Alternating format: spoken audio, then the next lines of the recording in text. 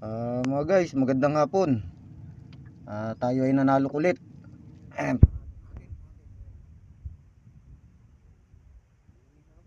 Tilapia ngayon eh. Kakaunti yung tilapia nating huli.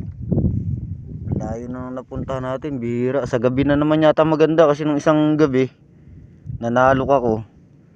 Nakadali tayo ng medyo malalapad. Tig 1 kilo yata isa nun.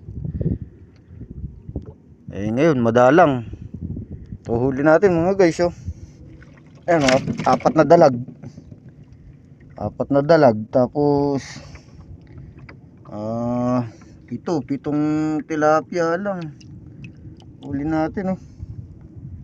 7 tilapia at saka 3 gurami.